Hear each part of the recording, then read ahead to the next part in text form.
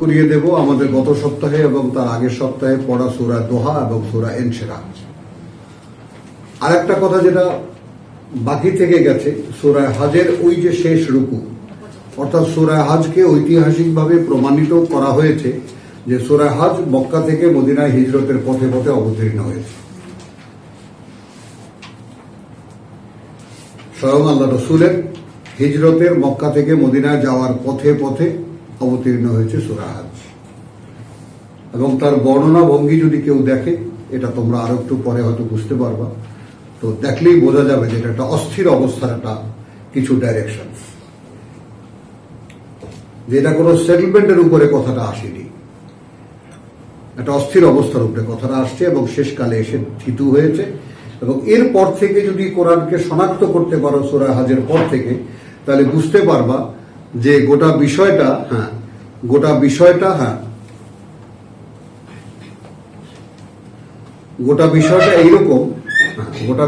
এইরকম যে একজন মানুষকে কি করে সেই রেসালাতের চাকরি তিনি দেবেন, পিয়নের চাকরি দেবেন তার একেবারে হাতে কলমের শিক্ষা, একেবারে মিনাল জিন্নাতে ওয়ান নাস পর্যন্ত। বোঝা গেল সূরা হজ থেকে নিয়ে মিনাল জিন্নাতে ওয়ান নাস পর্যন্ত একজন ব্যক্তিকে কেমন করে পিয়ন হিসেবে গড়ে তোলা হয়, তার হাতে কলমের শিক্ষা। বুঝতে পারলাম, বলতে পারলাম কথাটা। তো সেইখানে এসে আমরা সূরা, এই যে শেষ পারার যে অনুশীলনটা আমরা করি, শেষ পারার কোরআনে 30 পারার বিভিন্ন সূরা পড়ে, তো সেইখানে আমরা এখন সেই ধারাবাহিকতায় আছি। সূরা দোহা এবং সূরা ইনশিরাহের পরে সূরা 3। সূরা 3 আবার এমন একটা মানে প্রসঙ্গের সঙ্গে যুক্ত, যেটা অদ্ভুত একটা ব্যাপার। যেমন সূরা দোহা এবং ইনশিরাহকে আলাদা করা যায় না, দুখানা সূরা একসাথে তেলাওয়াত করলে বোঝা যায়। তো যেমন আমি ওলামা সম্মেলনে আমি গিয়েছিলাম ইরানে, সেখানে বিস্ময়কর এক দৃশ্য দেখেছি। এই এক নিঃশ্বাসে দোহা এবং ইনশিরাহ তেলাওয়াত, এক নিঃশ্বাস, জানি না, একদম সুন্দর তেলাওয়াত, এক নিঃশ্বাস। তো এটা মানে অর্থাৎ বিশ্বব্যাপী কোরআনের গবেষণা যেখানে যেখানে হয়েছে, ইনশিরাহ সূরা মানে সূরা সমূহ তো জোড়ায় জোড়ায়, তাই না, জোড়ায় জোড়ায়। তো ঠিক বিসমিল্লাহির রহমানির রহিম, একটা ফলের শপথ করা হচ্ছে ওয়াজাইতুন, আর একটা ফলের শপথ করা হচ্ছে ওয়াতুরি সিনিন, এবং পাহাড় সিনাই উপত্যকা, সিনাই উপত্যকার তুর পাহাড়। এই তিনটাই মক্কার লোকদের কাছে খুবই পরিচিত। 3 তাদের দেশে হয় না, আসে বাইরের থেকে, যে এলাকার থেকে 3 এবং জাইতুন আসে, সেখানেই তুর,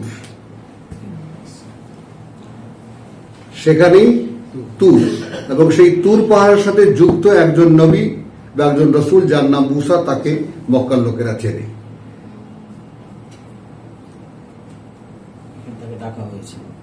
কথা বোঝো, অর্থাৎ তাওরাতের চর্চা হতো মদিনায়, এটা সকলে জানত, মক্কার নেতৃত্ব, সমাজ নেতৃত্ব, যেহেতু নানা বাড়ি দাদা বাড়ি মক্কা মদিনা হলো তাদের একেবারে আসা যাওয়া প্রতিনিয়ত। আর হাদাল বালাদিল আমিন,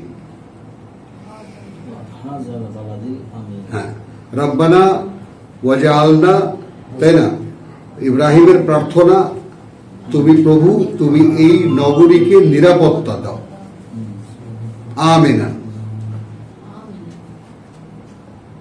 তাই না, হ্যাঁ, ওয়ারযুক আহলাহু মিনাস সামারাত।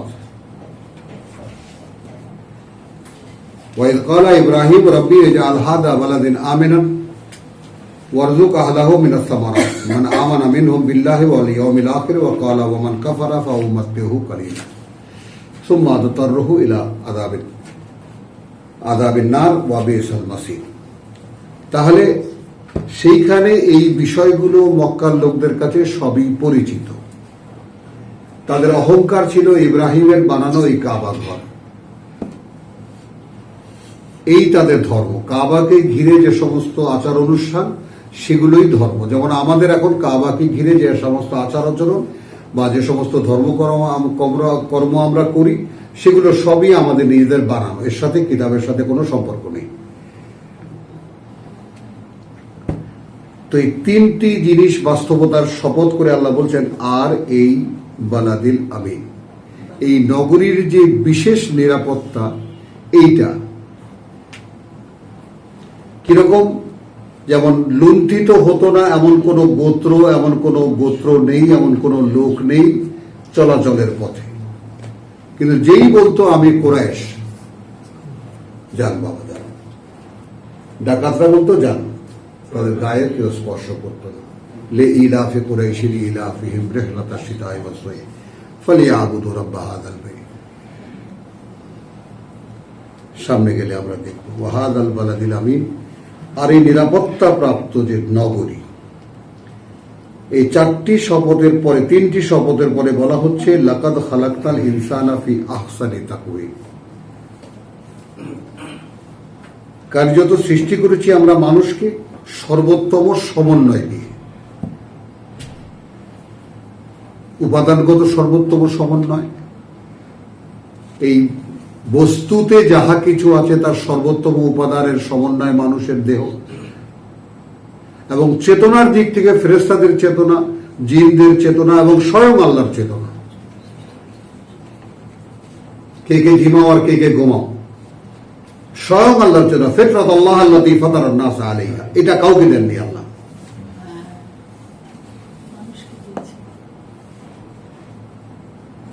তিরিশের 30 ফাকিম ওয়াজহাকা লিদ্দীন হানিফ ফিতরাত আল্লাহ আল্লাতী ফাতারান নাস আলাইহা, এটা কাউকে দিয়েছেন? বলেন। ফেরেশতাদের উপরে ঈমান আনতে বলেছেন আল্লাহ, আমানতু বিল্লাহি ওয়া মালাইকাতিহি, যুক্ত করে দিয়েছেন তার সাথে তাদেরকে, কিন্তু তাদেরকে তার ফিতরত দেননি। এখন যদি ফিতরত আপনারা বুঝে থাকেন, স্বভাব, প্রকৃতি, যেটা দ্য নেচার, হালকা কথায় বললে the creator Allah and the second creator is human being. মানুষ তৈরি করে, মানুষ সৃষ্টি করতে পারে, উদ্ভাবন করতে পারে, এটা তিনি আর কাউকে দেননি। বোঝা যায়? তা তিনি যে তাকে খলিফা বানাবেন তার সমস্ত গুণ তার মধ্যে দিয়ে রেখেছেন, সব যোগ্যতা তিনি দিয়েছেন। তা আশা করি এখন আহসানে তাকওয়িম অনুমানে আনতে পারছেন। লাকাদ খালাকনা, নিশ্চিত এই কথাটা যে সৃষ্টি করেছি আমরা মানুষকে সৃষ্টি করেছি আমরা ফি আহসানি তাকওয়িম, সর্বোত্তম সমন্বয় দিয়ে। আমার নিজ প্রকৃতি, তার উপরে বস্তুগত সর্বোত্তম সমন্বয়, দেহ, মানব দেহ। তারপর সাওয়ারাকুম ফাআহসানা সুওয়ারাকুম, তোমার যে অবয়বের নমুনা দিয়েছি, সর্বোত্তম নমুনা দিয়েছি পশু জগতে। তো এই সব পেয়ে সুম্মা রাদাদনাহু আসফালা সাফিলিন, তারপর আমরা ফিরিয়ে দিয়েছি তাকে আসফালা সাফিলিন, একেবারে অধপাতের নিম্ন স্তরে, অর্থাৎ পশু জগতেরও নিকৃষ্ট পশুত্বের অবস্থানে, পশু জগতের নিকৃষ্ট পশুত্বের অবস্থানে। অর্থাৎ এত দুর্বল কোনো পশু নাই, এত অক্ষম কোনো পশু নাই।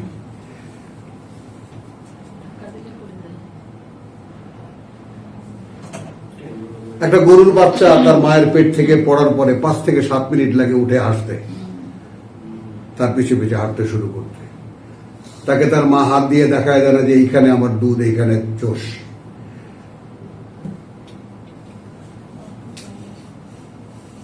বুঝো, পিতা মরহুম লিখেছেন যে শুধু জিহ্বাকে গোল করে চুষতে পারার ক্ষমতাটুকু ছাড়া আর কোনো চেতনা নিয়ে মানুষ পৃথিবীতে আসে না। ডাক্তার সাহেবরা সামনে আছেন। তো এটা হলো সুম্মা রাদাদনাহু আসফালা সাফিলিন। তো সাফিলিন যারা আছে, অর্থাৎ পশু জগৎ যারা, সে পশু জগতেরও নিম্নতর অবস্থানে নামিয়ে দিয়েছি। ইল্লা, এখন এখানে সামনে ইল্লা দিয়ে কেন বলা হচ্ছে? এটা বলা হচ্ছে এই জন্যে যে যদি সে এই বাস্তবতা না বোঝে, যে তার অবস্থানটা এখন কোথায়। আর সে যদি তার ভিতরে এই উচ্চতর সম্ভাবনার চেতনাটা না দেখতে পায়, লাকাদ খালাকনা ইনসানা ফি আহসানি তাকওয়িম, এটা যদি সে নিজে না বুঝতে পারে যে আমি আমার ভিতরে পশুত্বের ঊর্ধ্বে কিছু চেতনাগত বিষয় দেখতে পাচ্ছি, আমি সেগুলোকে যদি সে ইভালুয়েট না করে, খুঁড়ে খুঁড়ে বের না করে, সে যদি সেটাকে মূল্য না দেয়, গ্রাহ্য না করে যে এগুলো আমার মধ্যে এই সমস্ত যে চেতনাগত বিষয়, এগুলো কি, আমি ভাবতে কিভাবে পারি, চিন্তা করতে কিভাবে পারি, উদ্ভাবনী কিভাবে আসে, কল্পনা কি, এই সমস্ত শক্তিগুলো তো কোনো পশুর নেই। পশুর জীবনটা গদ বাঁধা। সবচেয়ে কুশলী পাখি বাবুই পাখি, সে বাসা তৈরি করে, যে বাসা 1000 মানুষের পক্ষেও সম্ভব নয় একটা বাসা তৈরি করা। বয়নের ক্ষেত্রে তো নিখুঁত তার সেই কারিগরি, কিন্তু সেটা purpose for her or his life. বাবুই পাখিরা দল বেঁধে গিয়ে আর এক বাবুই পাখিদের বাসা বানিয়ে দেয় না। এটাকে বেসিক ইনস্টিংক্ট বলে, যে তার প্রয়োজনের জন্য তার যা করণীয়। এখন আমাদের যে ইনস্টিংক্ট, সেটা হলো কি, আমাদের ইনস্টিংক্ট দেওয়া হয়েছে একখানা পাঠ্যের উপরে নির্ভর করে, যে তুমি তোমার বেসিক ইনস্টিংক্ট যেটা, সেটা এই পাঠ্য দিয়ে নির্ণয় করে নাও। এই চেতনা থেকে শূন্য করে দিয়ে আমাদের একটা পুতুল দেওয়া হয়েছে, তুমি এখন তোমাকে যদি তৈরি করতে পারো, তাহলে তুমি অনন্তকালের জীবনে আমার খেলাফতের যোগ্য বলে প্রমাণিত হবা। ছোট্ট একটা কাজ। কারণ এইখানে কি আছে, তোমার প্রবৃত্তি তোমাকে এটা করতে দেবে না, কারণ তোমার প্রবৃত্তির সমুদয় এই পৃথিবীর মাটি থেকে তৈরি। তোমার বাবা তোমার মা তোমাকে জন্ম দিয়েছেন, তারা এই পৃথিবীর উপাদান খেয়ে তাদের মধ্যে বীর্য তৈরি হয়েছে, সেই সংমিশ্রিত বীর্যের ফসল তুমি। দেহগতভাবে ঊর্ধ্ব জগতের সাথে যুক্ত হওয়ার কোনো সম্ভাবনা তোমার মধ্যে নাই। আসফালা সাফিলিটাকে যদি আমি কুলনা হাবিতু মিনহা জামিয়া বলি, কুলনা হাবিতু মিনহা, আসফালা সাফিলিন অবস্থানগত, ওটা তো তখন অবস্থান থেকে নামিয়ে দেওয়া। আসফালা সাফিলিন হাবিতু নেমে যাও, দুইটা বুঝ আসতে পারবে না, এটা দুই দিকে যাবে। নেমে যাও। চিন্তা চেতনাও মানুষের চিন্তা চেতনাও পশুর থেকে নিকৃষ্ট হতে পারে, এটাও আসফালা সাফিলিন। না, আমি ওটা বলিনি কথাটা, ওদিকে যেও না। মানে মানুষ যখন তার নিজের অস্তিত্বগতভাবে নিজেকে চিনতে না পারে, তখন মানুষ পশুর চেয়ে নিকৃষ্ট হয়ে যায়। দলিন যাদেরকে বলা হয়েছে, এহবিতু মিনহা জামিয়ান, সেটা তো ওই যে ঊর্ধ্ব জগৎ থেকে নামিয়ে দাও। তা নামিয়ে দিলেন কোথায়? সেটাই তো বলছি, পশু জগতে। পশু জগতে এখানে আমরা পশু যে আচরণ করে সেগুলোকে আমরা আমাদের আচরণ করি। তো যেহেতু একটু ভিতরে আহসান আছে, ভালোত্ব আছে, জন্য নিজেদেরকে একটু ভালোভাবে মোটামুটি চালাতে চেষ্টা করি। এই আমরা নাথিং বাট তোমার সায়েন্স তো ক্লিয়ার ঘোষণাই করে দিই, human being is an intelligent animal. চলেন, তাহলে আমাদেরকে নামিয়ে দেওয়া হয়েছে সর্বোত্তম সম্ভাবনার আধার, একেবারে সেই আধারকে নামিয়ে দেওয়া হয়েছে সর্বনিম্ন অবস্থানে। এখান থেকে এখন ইল্লা ব্যতিক্রম হতে পারে আল্লাযীনা আমানু। ইমানটা বায়বীয়, কোনো দৈহিক কাজ নয়, একটা বিশ্বাস। ইউমিনুনা বিল গায়বের প্রথম উপাদান। দেহ দিয়ে আল্লাহকে বিশ্বাস করা যায় না।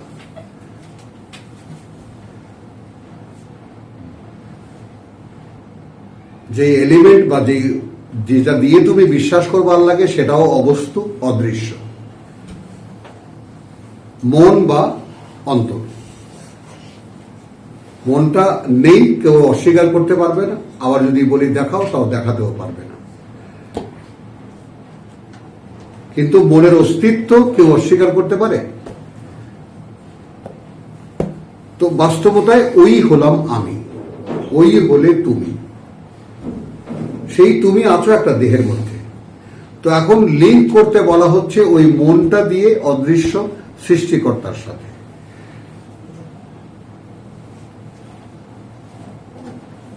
যালিকাল কিতাব লা রাইবা ফীহি হুদাল লিল মুত্তাকিন আল্লাযীনা ইউমিনুনা বিল গায়ব।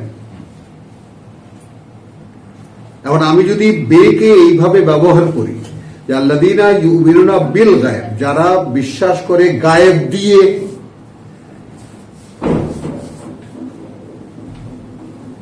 গায়েবে বিশ্বাস না, গায়েব দিয়ে বিশ্বাস করে। কারণ আমার মন তো অদৃশ্য। আসো,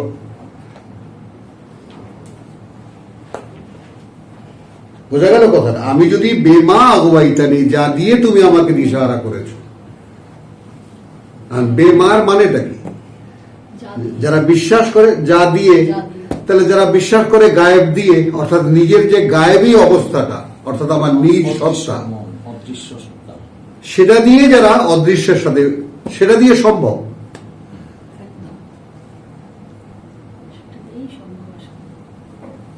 মনকে দিয়ে স্বয়ং সৃষ্টিকর্তাকে যোগাযোগ করা সম্ভব। ও আমিলু as-সালিহাত, এবং দেহকে আনবে মনের অনুগত করার জন্য। দেহকে আনবেন মনের অনুগত করার জন্য। এটাই আমল সালেহ। হ্যাঁ, এটাই আমারুস সালিহাত।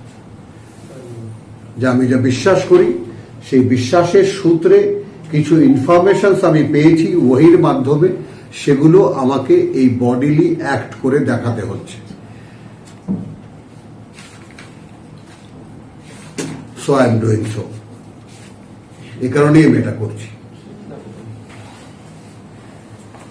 এইখানের সূরা আসর থেকে এই সূরার পার্থক্যটা এইখানে বলা, আসরে ইন্নাল ইনসানা লাফি খুসরিন ইল্লাল্লাযীনা আমানু ওয়া আমিলুস সালিহাত তাওয়াসাউ বিল হক তাওয়াসাউ বিস সাবর। একে অপরকে কথা বলবে আল্লাহর কিতাব দিয়ে, এবং একে অপরকে উপদেশ দেবে, পরামর্শ দেবে, ভাই অবিচল থাকতে হবে তোমার অবস্থানে। লক্ষ্য করি। আর এখানে যেটা আমাদের একদম সর্বজনমান্য 25 খণ্ডের তাফসীরের যিনি রচয়িতা, ইমাম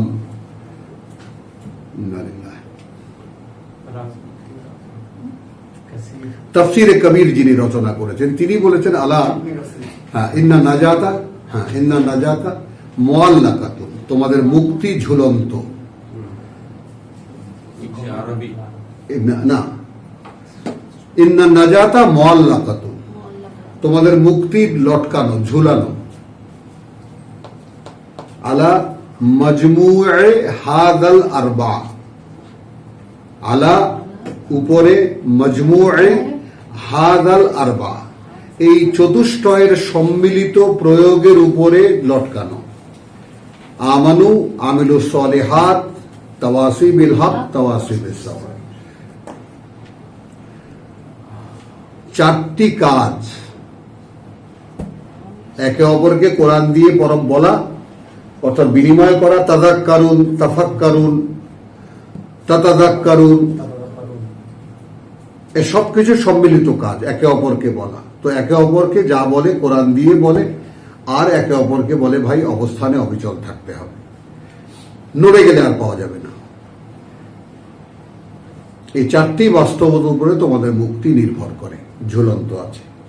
আর এখানে যেটা মেসেজটা পাচ্ছি আমরা, ওখানে আমানু আমিলুস সালিহাত ওয়া তাওয়াসি বিল হক তাওয়াসি বিস সাবর, যেটা সামনে না আসবে।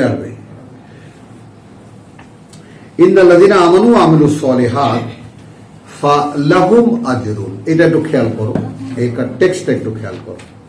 তাহলে তাদের জন্য যে পুরস্কার, যারা বিশ্বাস আনলো এবং করতে শুরু করলো, কি করতে শুরু করলো? ওয়ারকাউ ওয়াসজুদু ওয়াবুদু রাব্বাকুম ওয়াফআলুল খায়র, তাই না, ওয়াজাহিদু ফিল্লাহি হাক্কা জিহাদিহি। ধরে মাথায়, মানে ওয়াফআলুল খায়র, ওখানে যেটা বলেছে, এখানে আমানু আমিলুস সালিহাত। আমিলুস সালিহাত কি? ওয়ারকাউ ওয়াসজুদু ওয়াবুদু রাব্বাকুম ওয়াফআলুল খায়র লাআল্লাকুম তুফলিহুন, তাই না, ওয়াজাহিদু ফিল্লাহি হাক্কা জিহাদিহি। আমিলুস সালিহাত। ফালাহুম আজরুন, আমি যার ভোক্তা সেটা আমার চলার পথে নেগেশন হয় না, লিঙ্ক ছুটে যায়, কখনো কানেকশনে থাকি, কানেকশনে থাকি না, কখন থাকি না বুঝতে পারি, কখন আল্লাহর সঙ্গে যুক্ত থাকি, কখন আল্লাহর সাথে বিযুক্ত হই, কখন অস্পর্শতার মধ্যে পড়ে যায়, কখন শয়তান ঝাঁপিয়ে পড়ে, জিনিসগুলো দৃশ্যমান। আপনাদের কাছে তো তা নাই, তাই না? যেমন কুল আউযু বিরাব্বিল ফালাক মিন শাররি মা খালাক, এগুলো নিয়ে সাধনা, এটা দুখানা সূরা, বাস্তবতায় আনা একটা সাধনা, তাই না? আমি আশ্রয় চাই তার, যিনি ফাটিয়ে বের করেন। তারপরে কোরআন আমি পড়েছি, বুঝতে পেরেছি আল্লাহু আহাদ আল্লাহুস সামাদ লাম ইয়ালিদ ওয়া লাম ইউলাদ ওয়া লাম ইয়াকুল লাহু কুফুয়ান আহাদ। আমি সজ্ঞানে সচেতনভাবে এটা বুঝতে পেরেছি। এইবার স্বয়ং আল্লাহ শেখাচ্ছেন আশ্রয় চাও আমার। আন্দারে তুমি ফেটে যে আমি তোমাকে ফাটিয়ে বার করব, হবে না।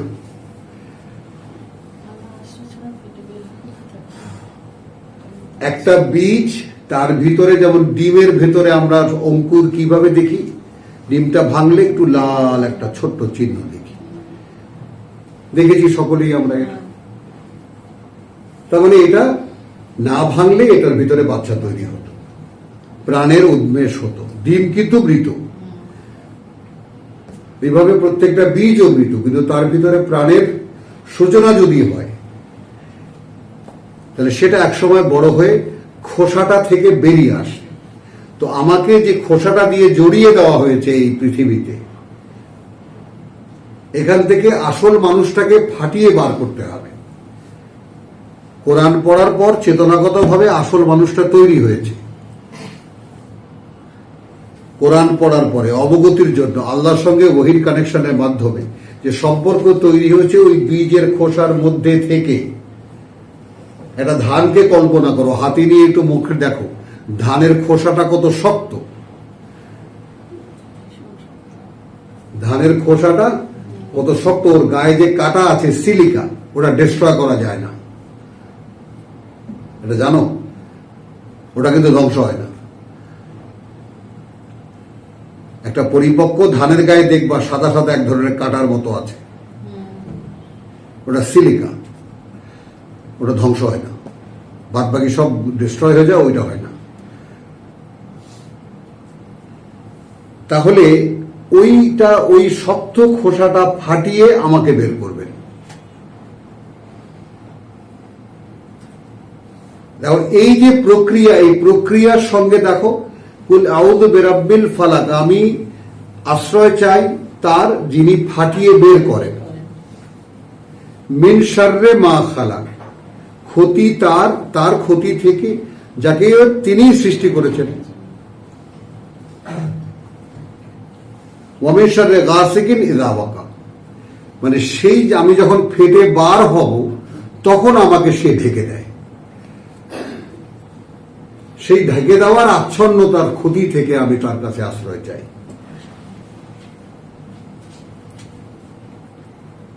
ওয়া মিন শাররি নাফফাসাতি ফিল উকাদ, যখন আমি এই কোরআন চর্চার মাধ্যমে মাঝে মাঝে তার সাথে সংযুক্তির আভাস পাই,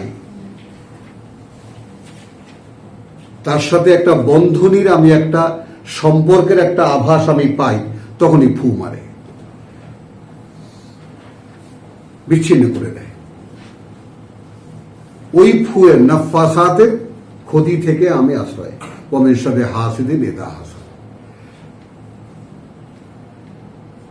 এবং সেই হিংসুকের হিংসা থেকে যখন সে হিংসা করে, ওগুলোই সে আমাকে ঢেকে দেয়, আচ্ছন্ন করে দেয়। আমার সম্পর্কের ক্ষেত্রে সে বারবার ডিস্টার্ব করে, ফু মারে, তাই না? তো এগুলো সব তো তার আমার সঙ্গে স্বয়ং সৃষ্টিকর্তার সংযুক্তির বাধা। সে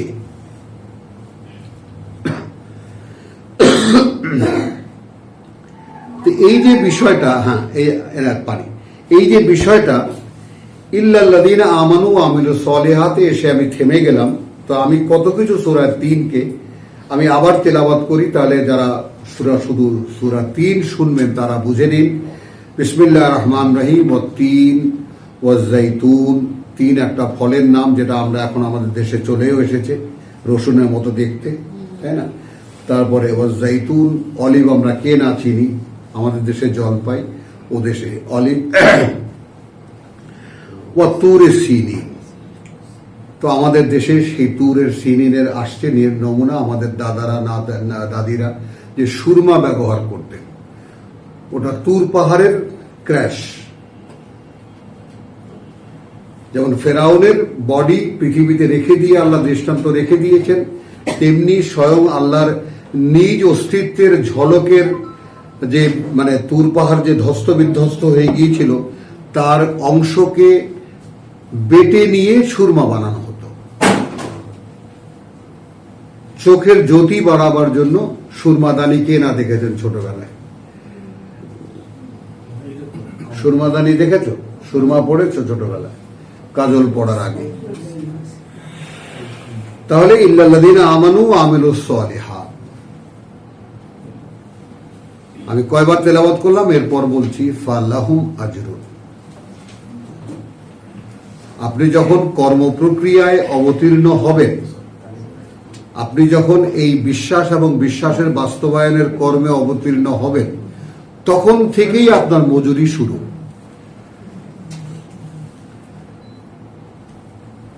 এখন এর বাস্তবতা যে দেখেছে তার পক্ষেই কেবল অনুধাবন সম্ভব। মানে আমি বিশ্বাস এনেছি, আমি বিশ্বাসী ছিলাম না, বিশ্বাস আমি এনেছি, এবং বিশ্বাসকে ধরে রাখার জন্য কিছু অনুশীলনী আছে, সেই অনুশীলনীগুলো আমি করছি। এবং এই দুটো কাজ একত্রে যে সমন্বিত ভাবে প্রয়োগ করবে, কথাটা বোঝো, সেইখানে আমার এর বাস্তবতা বোঝাতে গিয়ে একটা বিচ্ছিরি জিনিসের সঙ্গে তুলনা করতে হবে। তারপর আমি বাধ্য, যেহেতু আমরা এর মধ্যেই নিমগ্ন। যেমন সঙ্গীত একটা শব্দ, সঙ্গীত একটা শব্দ, এর সংজ্ঞা কি? গীত, বাদ্য ও নৃত্য যখন একসঙ্গে নিষ্পন্ন হয়, বলেন, তখন যে আবহ তৈরি হয়, সে আবহের নাম সঙ্গীত।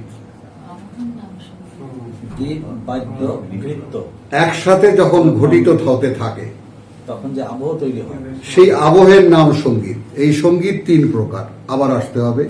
গীত সঙ্গীত, বাদ্য সঙ্গীত এবং নৃত্য সঙ্গীত। নৃত্য একটি সঙ্গীত। হ্যাঁ, মানে সঙ্গীত শব্দটিকে আপনি যদি ভাবেন বা ভাঙেন, আমরা যেটাকে সন্ধি বিচ্ছেদ বলি, তাই না? তো আগে সঙ্গীত, সঙ্গ গীতের, অর্থাৎ গানের সঙ্গে। তো নাচ হয় গানের সঙ্গে, বাদ্য হয় গানের সঙ্গে, নাকি? এটা তো বাস্তবতা। তো ইমানের সাথে যদি আমল সালেহাত না থাকে, তো ওইরকম যেমন বেকার।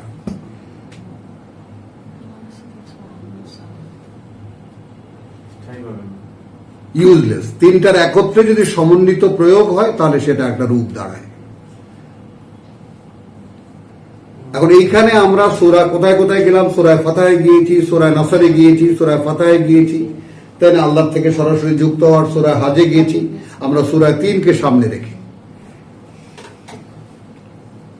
এখন যেটা বলেন সূরা বাইয়া নাই। হ্যাঁ, সঙ্গীত। হ্যাঁ, তাহলে এখন এখানে না, আমি এখানে আসছি যে তোমার পাওনার ব্যাপারটা, যখন এর দুটো যখন অনুশীলনীতে যাবে, বিশ্বাসকে আমার দেহে অভ্যস্ত, বিশ্বাসের অনুযায়ী আমার দেহকে অভ্যস্ত করতে আমি যখন শুরু করব, তখন থেকে আমার পাওনা শুরু হবে। বিষয়টা একটু বুঝতে চেষ্টা করো।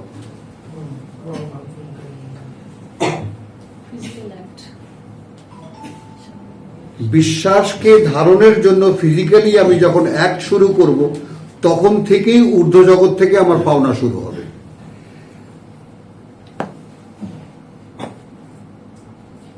বলতে পারিনি? তার মানে আমি বিশ্বাসকে বাস্তবায়ন করতে গেলে কিছু অ্যাক্ট আমার করতে হবে। করব কি অনুযায়ী? According to book. তো যদি অ্যাকর্ডিং টু বুক করি, সেখানে বলা আছে লা তাজাল,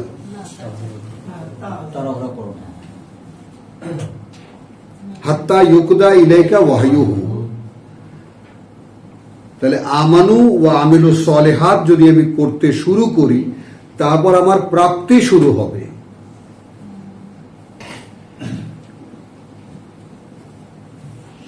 এবং এই প্রাপ্তির ধারাবাহিকতা গায়রু মামনুন, কখনোই বিচ্ছিন্ন হবে না। সূরা 3 মাহাত্ম্য এই জায়গাটায়।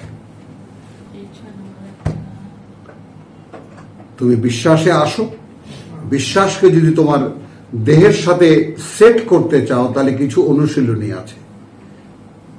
যেমন আমরা এর আগে কি বলেছি, যে আমার ইচ্ছা অনুযায়ী না, আমার ইচ্ছা অনুযায়ী দেহ চলে না, দেহের ইচ্ছা অনুযায়ী আমি চলি। তাহলে আমি যদি বিশ্বাস আনি, তাহলে সেই বিশ্বাসের ছাঁচে যদি দেহকে গড়ে তুলতে চাই, তাহলে তো আপনা থেকেই এটা এসে যায় যে আমাকে আমার ইচ্ছা মতো দেহটাকে চালাতে হবে। কি ডাক্তার? যদি আমালুস সলিহাতকে বাস্তবায়িত করতে হয়, তাহলে আমার ইচ্ছা অনুযায়ী দেহটাকে চালাতে হবে। আর দেহের ইচ্ছা অনুযায়ী চালালে, আমি চলতে গেলে আমাকে দেহ এখানেই রেখে দেবে, শেষ পর্যন্ত এখান থেকে আমার ঠিকানা আগুন। আর যদি আমাকে এখান থেকে তুলে আনতে হয়, আহসানের তাকওয়িমে আবার ফিরিয়ে যেতে হয়। বলো, আহসানের তাকওয়িমে যদি আবার আমার সর্বোচ্চ যে আমার যে ফাংশন, আমার যে নির্মাণ শৈলী এবং আমার যে সমন্বয়, আহসানের তাকওয়িম, সেখানে যদি আমাকে ফিরে যেতে হয়, তাহলে তার রজ্জু তো আল্লাহ ঝুলিয়ে দিয়েছেন, ওয়াতাসমু বিহাবলিল্লাহি জামিআন। এই অবলম্বনে বিশ্বাসকে বাস্তবায়ন করতে হচ্ছে।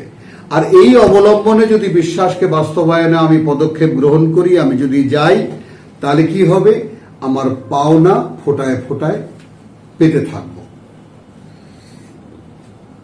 ঠিক তুমি যদি প্রেক্ষিত ধরো, আলাম নাশরাহ লাকা সাদরাক,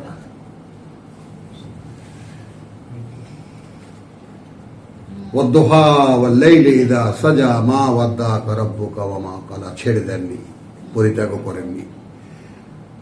এরকম ইন্টারভেল দেন মাঝে মাঝে এরকম ইন্টারভেল দেন। তো ঊর্ধ্ব জগতের সঙ্গে আমার কানেকশন, সংযোগ নির্মাণের ক্ষেত্রে কি হবে, মাঝে মাঝে ড্রপ আউট হবে। যেমন ইলেকট্রনিক ডিভাইস গুলো মাঝে মাঝেই হ্যাং হয়ে যায়, এটা হয় সেটা হয়, কিছু ডিস্টার্ব হয় এর মধ্যে। আর সূরা 3 আমাদেরকে এই আভাস দিচ্ছে যে যদি তোমার তোমার যদি এই চেতনা সহকারে, চেতনার কথা বলে গেলে চলবে না, আমি আহসানের তাকওয়িম, আমার আত্মপরিচয় কি, আমি সর্বোত্তম সৃষ্টি এই পৃথিবীতে, যেটা আমরা আমাদের ভাষায় বলি আশরাফে মাখলুকাত, আশরাফুল মাখলুকাত, সৃষ্টি জগতের সর্বশ্রেষ্ঠ সৃষ্টি। এটা আরবি বাগধারা, কোরআনের আয়াত নয় আবার। হ্যাঁ, তাহলে এখানে যেটা দেখো যে তোমার, তাহলে তুমি যদি বিশ্বাসকে বাস্তবায়নে যাও, আমিলুস সলিহাতে যাও, কর্মে পরিণত করার চেষ্টায় অবতীর্ণ হও, সঙ্গে সঙ্গে তোমার প্রাপ্তি শুরু হবে। এই প্রাপ্তির স্বাদ আমরা কেউ পাই না।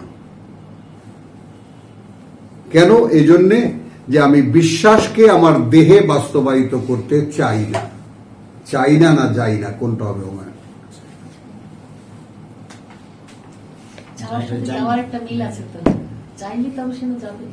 বলো, যেমন মোস্তাক ভাই ব্যাপারে আল্লাহর উপরে ছেড়ে দিছে, উনি চাবেনও না যাবেনও না, অটো যা হয়। এখন বলো, চাইতে গেলে যেতে হবে। হ্যাঁ প্রভু, আমি কার্যতই, তুমি যে সম্ভাবনা নিয়ে আমাকে সৃষ্টি করেছো, আমার ভেতরে তোমার খেলাফত করার যোগ্যতা দিয়ে আমি বুঝতে পেরেছি, আগে যা বুঝিনি।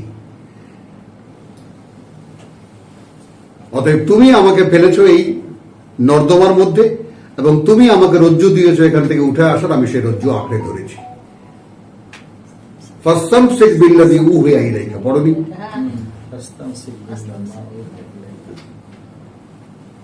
একেবারে আঁকড়ে ধরো তা যা ওহী করা হয় তোমার কাছে। এই ব্যাপারে তোমাকে জিজ্ঞেস করা হবে। এখন যারা আমরা কোরআন শুনতে আসি, কোরআন পাই, কোরআন অধ্যয়নের সুযোগ আমরা পেয়েছি, তারা একটা ব্যাপার যদি সবসময় মনে রাখি তাহলে, যে আমি যতদিন ছিলাম না এই কোরআনী জগতে একটা ভিন্ন জগৎ ছিল, আমার একটা জগৎ ছিল, আল্লাহর জগৎ আল্লাহর কাছে, আমার জগৎ আমার কাছে। খেয়ে দিয়ে দুদিন পরে মরে যেতাম, তারপরে আগুনে না বাগানে কোথায় কোনো হিসাবের দরকার ছিল না, যেখানে থাকতাম এক জায়গায় থাকতাম। তো কারণ আমি তো বিশ্বাসই করি না যে আমি মরে যাওয়ার পর আর কোথাও কোনোভাবে আছি। না, কিন্তু নামাজ বেহেশতের চাবি, ওটাতে বিশ্বাস করে চলেছে। সেটা তো হলো আপনাদের মুসলমানদের ব্যাপারে, সাধারণ মানুষ হয়ে যান আপনি। তো এইটা দেখেন, ইল্লাল্লাযীনা আমানু ওয়া আমিলুস সলিহাত, সূরা আসরে আছে তাওয়াসিবিল হক তাওয়াসিবিস সাবর, আর সূরা 3 এ আছে ফালাহুম আজরুন গায়রু মামনুন। আজরুন, তাহলে তাদের জন্য রয়েছে সরাসরি পাওনা, সরাসরি বিনিময়, সরাসরি মজুরি, সরাসরি বেতন, সরাসরি পুরস্কার, যার ধারাবাহিকতা কখনো বিচ্ছিন্ন হবে না। এরপর দুখানা প্রশ্ন। এটা কি ওহীর লিঙ্ক বলতে পারি? ওহীর লিঙ্ক, আর ওহীর লিঙ্কের একটা বাস্তবতা আছে। আপনি যখন সত্যি সত্যি আপনার অন্তরের মাধ্যমে আপনি ওই অদৃশ্য জগতের সঙ্গে যুক্ত হবেন, সেই ব্যাপারটার বোধটা একটু ভিন্ন,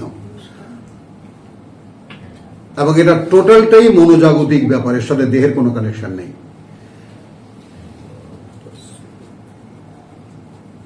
আসেন তো, ফামা ইউকাযযিবুকা,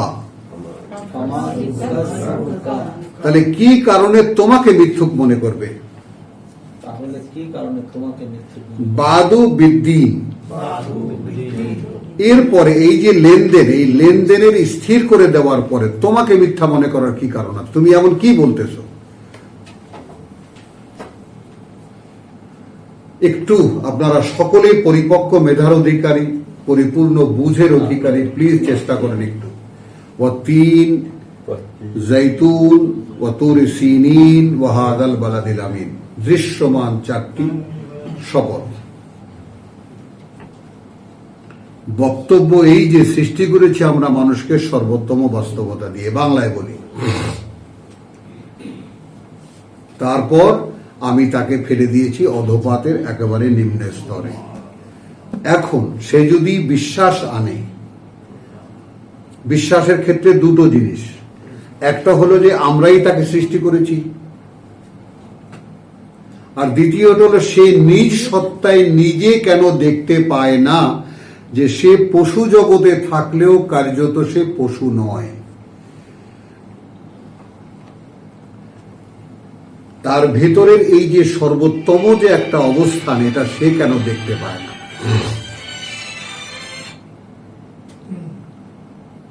তার ভিতরে এই যে সর্বোচ্চ সম্ভাবনা, উচ্চে ওঠার ব্যাপারটা, আগ্রহটা, এটা সে দেখেও কেন দমিয়ে রাখে?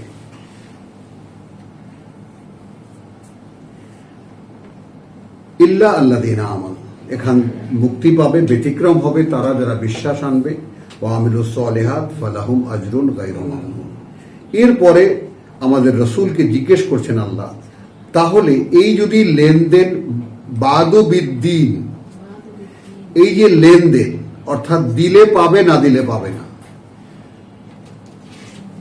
এইটা খেয়াল করেছো ডাক্তার? তুমি আসলে, তুমি যদি বিশ্বাস আনো, যদি বিশ্বাস অনুযায়ী অ্যাক্ট করো, তাহলে তুমি পাবা। আর যদি বিশ্বাস না আনো আর বিশ্বাস অনুযায়ী অ্যাক্ট না করো, তাহলে পাবা না। তো লেনদেন কমপ্লিট না, স্পষ্ট না?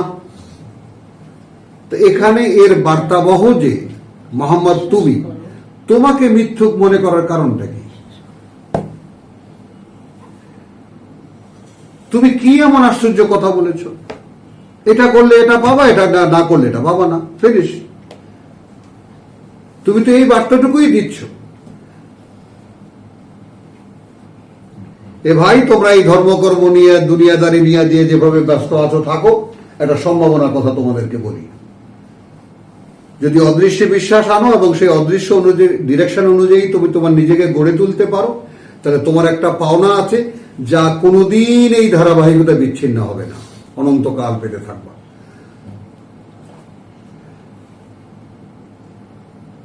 বলো, তাহলে তোমাকে মিথ্যা মনে করার কি কারণ থাকতে পারে?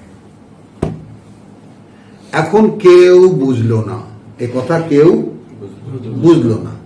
তুমি কি বুঝলা? আলাইসাল্লাহু বিআহকামিল হাকিমিন, নন কি আল্লাহ সর্বোত্তম বিচারক? অর্থাৎ এখন বার্তাবাহককে সাবজেক্ট করতেছে, এই আসলে সেই এক এক মানুষ যে বার্তা বহন করবে সে আগে নিশ্চিত হোক, সে বুঝে যাবে সে বুঝে যাবে যে প্রাপ্তিটা ওইখানে, যদি করি তাহলে পাবো। That means we are all alone, একাই। একা। তার মানে যদি করতে শুরু করি তাহলে লিঙ্ক এমন দেবেন এই ধারাবাহিকতা কখনোই বিচ্ছিন্ন হবে না। তখন এইখানে আমরা আবারও স্মরণ করে দিই সূরা ইউনূসের প্রথম আয়াত, উহকিমাত আয়াতুহু কিতাবুন উহকিমাত আয়াতুহু, এমন একখানি কিতাব রেখে দেওয়া হয়েছে, স্থাপন করা হয়েছে এর মূল বার্তাগুলো এই শেষ পাড়ায়। সুম্মা ফুসসিলাত, তারপর বিশদ বর্ণনা করা হয়েছে সরাসরি কার কাছ থেকে? মিল্লাদুন হাকিমিন আলিম, যিনি সকল জ্ঞানে জ্ঞানী, যিনি সবকিছু জানেন, হাকিমুল খাবির।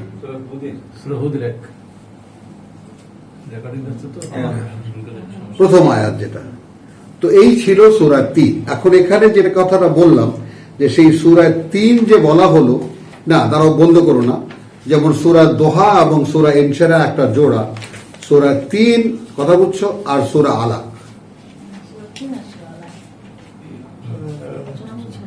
এটা দুই ভাবে তুমি দেখতে পারো। সূরা দোহা, সূরা ইনশিরাহ, তার উপসংহার সূরা ৩।